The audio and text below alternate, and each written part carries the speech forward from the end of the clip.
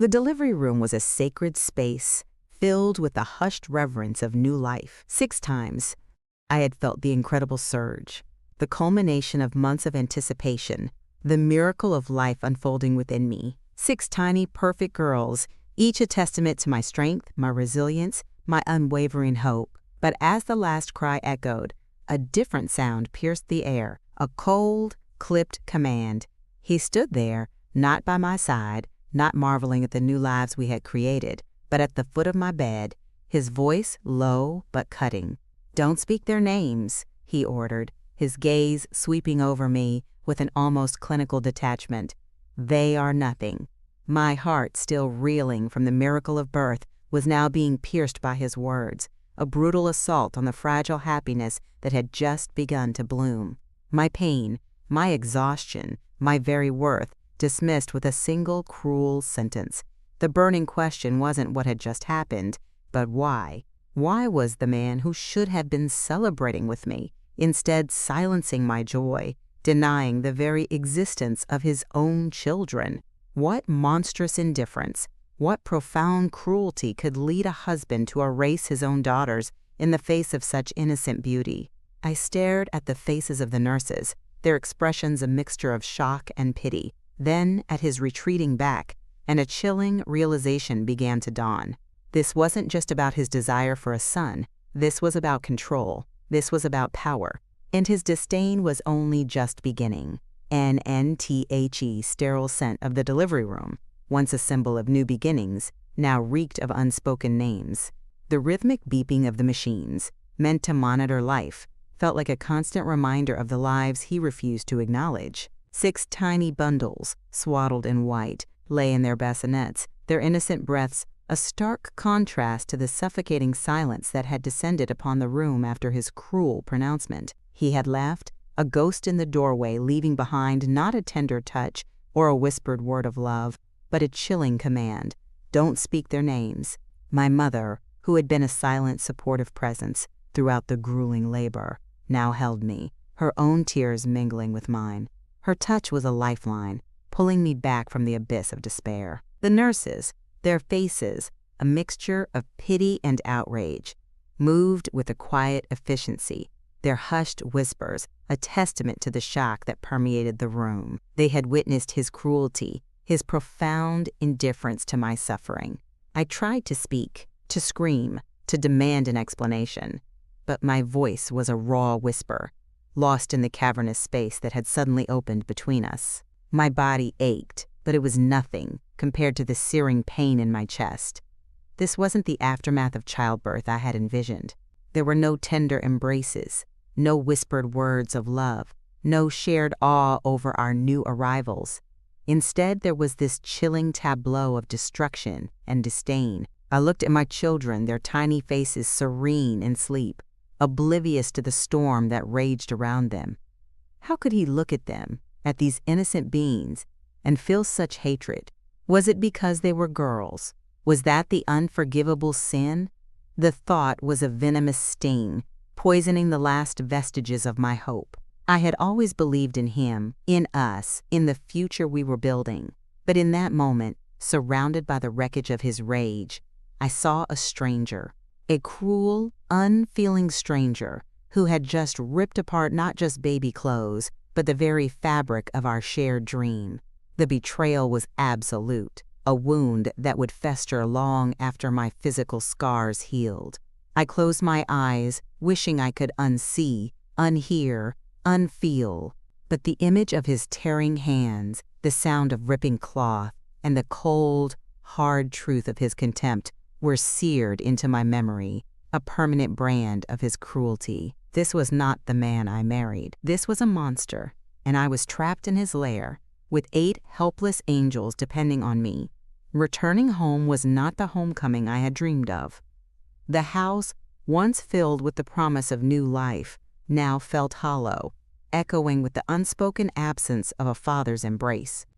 He moved through the rooms like a ghost, his presence a chilling reminder of the chasm that had opened between us. The nursery, once a sanctuary of anticipation, now felt like a mausoleum, its emptiness a stark contrast to the vibrant life it was meant to hold. He never entered the room, never lingered at the doorway, never acknowledged the tiny lives that now filled our home.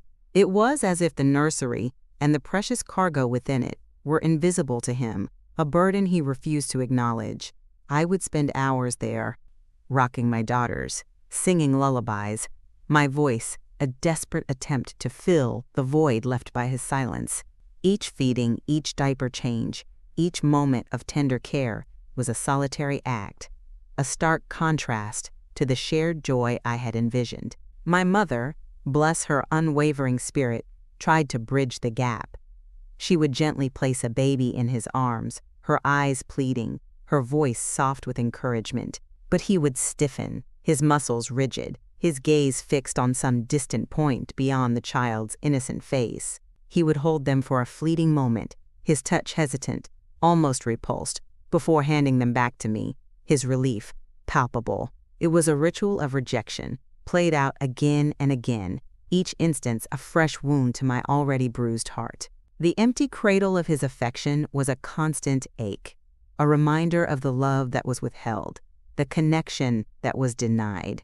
I watched my daughters, their tiny hands reaching out, their eyes searching for a warmth that never came from him. How long would it be before they noticed, before they understood the silent rejection that permeated our home? The thought was a chilling premonition, a fear that gnawed at me day and night. I had to protect them, to shield them from the pain of his indifference. But how do you shield a child from the absence of a father's love? The house, once a symbol of our shared future, now felt like a cage, and I was trapped within its walls, with 7 innocent souls depending on me. The empty cradle was not just a physical space, it was a metaphor for the emotional void that threatened to consume us all. But I would not let it. I would fill that void with my love, with my strength, with my unwavering devotion. For them, I would be both mother and father, a fortress against the cold reality of his absence. The world outside our home became a mirror reflecting his silent scrutiny.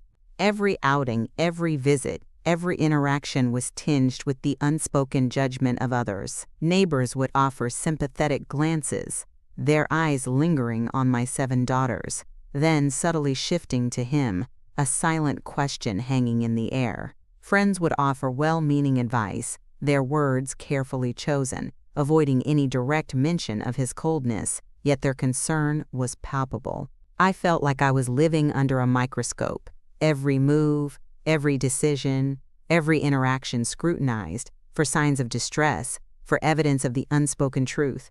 He, meanwhile, maintained his facade of normalcy, a master of deception. In public, he would offer a perfunctory smile, a fleeting touch, just enough to deflect suspicion, to maintain the illusion of a loving family. But I knew the truth, the chilling reality that lay beneath the surface. His public displays were a performance, a carefully choreographed act designed to protect his image, not to nurture his family. The silent scrutiny of others was a constant reminder of my isolation, of the burden I carried alone. I longed to confide, to scream, to expose the truth of his cruelty, but fear held me captive, not for myself, but for my daughters. What would happen if I shattered the illusion? What further wrath would his exposed ego unleash upon us?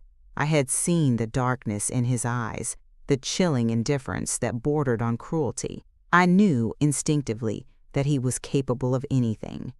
My mother, ever vigilant, tried to offer a shield, her presence a silent defiance against the unspoken judgments. She would hold my hand, her touch a silent reassurance, her eyes conveying a message of unwavering support.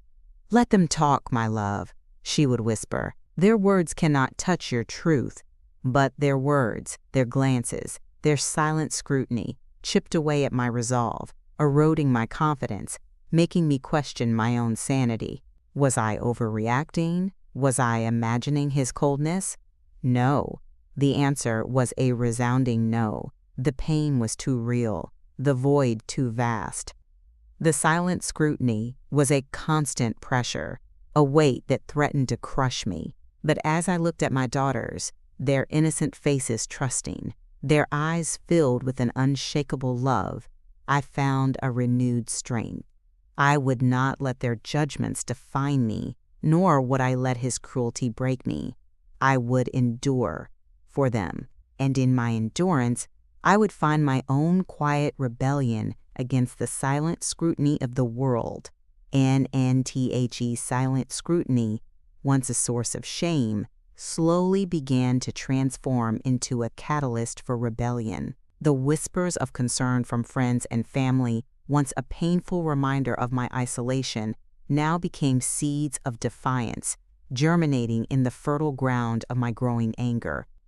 I started to notice the subtle acts of kindness, the quiet gestures of support that had always been there, but which I had been too consumed by my own pain to fully appreciate. A neighbor offering to babysit, a friend bringing over a home-cooked meal, a relative sending a thoughtful gift for the girls. Each act was a small affirmation, a reminder that I was not alone, that there were people who saw my struggle and cared. My mother, ever the strategist, began to subtly plant ideas, to gently push me towards action. She spoke of my rights, of the girls' rights, of the injustice of his behavior. She introduced me to stories of other women who had overcome similar struggles, their resilience, a beacon of hope in my own darkness.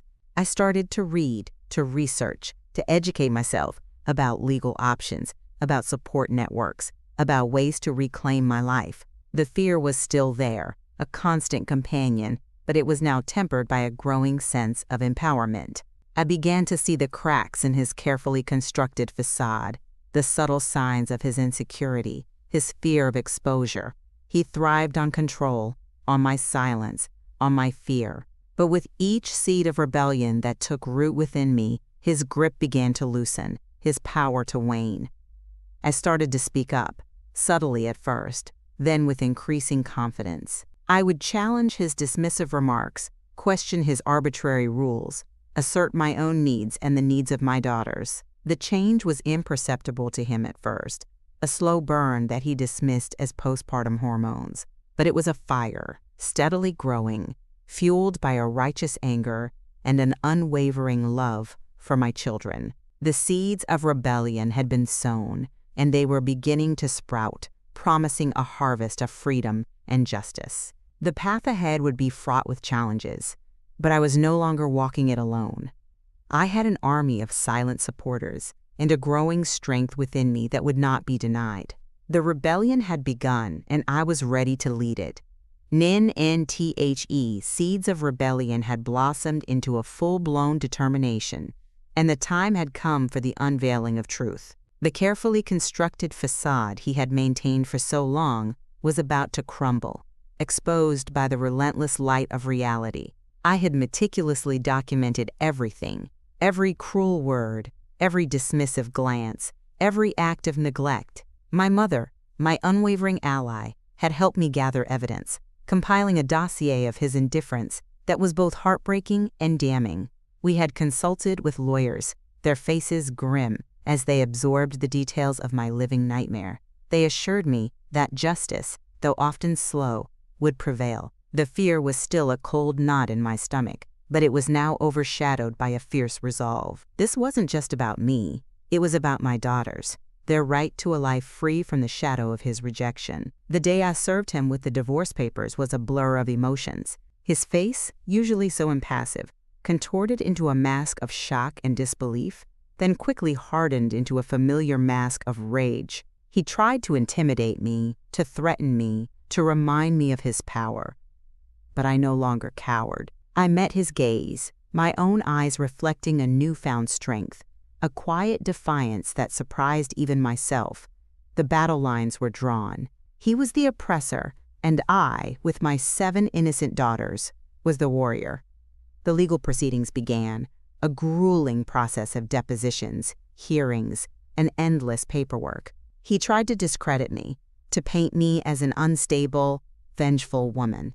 He brought up old arguments, twisted my words, tried to undermine my credibility. But I held firm, my truth unwavering, my resolve unyielding. Each painful memory I recounted, each piece of evidence presented, was a step closer to freedom, a step closer to a new beginning for my daughters and me. The unveiling of truth was not just about exposing his cruelty. It was about reclaiming my voice, my dignity, my right to a life filled with love and respect. The storm was raging, but I was no longer a helpless victim. I was a force to be reckoned with, armed with the truth and an unwavering love for my children. And I knew, with every fiber of my being, that I would emerge from this stronger, more resilient, and ultimately free. NNTHE courtroom, a sterile arena of legal battles, became the stage for the verdict of the heart. He sat across from me, his face a carefully constructed mask of injured innocence, his eyes darting around, seeking validation, sympathy. But the truth, once unveiled, cast a long shadow over his carefully crafted lies. My lawyer, a beacon of unwavering resolve, presented our case with a quiet power that resonated through the room. She laid bare his chilling indifference, his profound rejection of his own daughters, his systematic emotional abuse, the testimony of my mother, my friends, and even some of his known relatives, painted a damning picture of a man devoid of empathy, consumed by his own selfish desires. I testified, my voice clear and steady, recounting the painful details of his refusal to acknowledge his children, his refusal to carry them, his refusal to love them. I spoke of the silent suffering, the unseen burden, the empty cradle of his affection. My words were not filled with anger, but with a quiet sorrow, a profound disappointment that resonated with the judge, a woman whose eyes held a deep understanding. His lawyer, a slick, condescending man, tried to discredit me, to paint me as a bitter, vengeful woman. He twisted my words, questioned my motives, tried to undermine my credibility. But I held firm, my gaze unwavering, my truth undeniable. The judge listened intently, her expression unreadable, but I could feel the weight of her consideration, the gravity of her decision. The hours dragged on, each moment a test of endurance, a battle of wills. But through it all, I held onto the image of my daughters, their faces a constant reminder of what I was fighting for. The verdict, when it finally came, was not just a legal pronouncement. It was a verdict of the heart. He was found guilty, not just in the eyes of the law, but in the eyes of humanity. His lies were shattered, his cruelty exposed, his indifference laid bare for all to see. The reckoning was complete, and for the first time in a long time, I could breathe freely, the suffocating weight lifted from my chest. The battle was won, but the war for healing had just begun. And I knew, with a certainty that transcended all doubt, that my daughters and I would emerge from this stronger, more resilient, and ultimately free. NNTHE courtroom doors closed behind me, and the sunlight, once a distant memory, now felt like a warm embrace. The verdict had been delivered, a resounding affirmation of justice, a declaration of my freedom. He was gone from my life, his shadow banished, his power over me shattered. The relief was immense, a physical lightness that made me feel as if I could float. But it wasn't just relief. It was a profound sense of peace, a quiet joy that settled deep within my soul. My mother was there, her arms open, her eyes brimming with tears of pride and love. We embraced, a silent communion of shared struggle and hard-won victory. The journey had been long and arduous, filled with pain, fear, and uncertainty. But we had emerged, bruised, but not broken, stronger than ever before. Returning home, the house no longer felt like a prison. It was a sanctuary, a blank canvas waiting to be filled with new memories, new laughter, new beginnings. I looked at my daughters, playing in the living room, their innocent giggles echoing through the once silent halls. They were thriving, blossoming, their spirits untouched by the darkness that had once threatened to consume us. I began to rebuild my life, piece by piece, with the unwavering support of my family and friends. I found a new job, enrolled in classes, and started to rediscover the woman I had been before the storm. The scars remained, a testament to the battles I had fought, but they no longer defined me.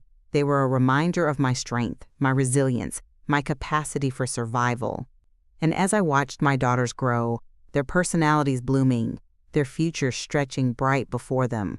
I knew that every struggle, every tear, every moment of fear had been worth it. Justice had found its way, not just in the courtroom, but in the quiet triumph of our everyday lives. We were free, we were safe, and we were loved. The embrace of a new dawn had arrived, and it was more beautiful than I could have ever imagined. My story was not one of victimhood, but of victory, a testament to the enduring power of love, resilience, and the unwavering pursuit of justice. And as I held my daughters close, I knew that our future, unburdened by the past, was finally ours to write.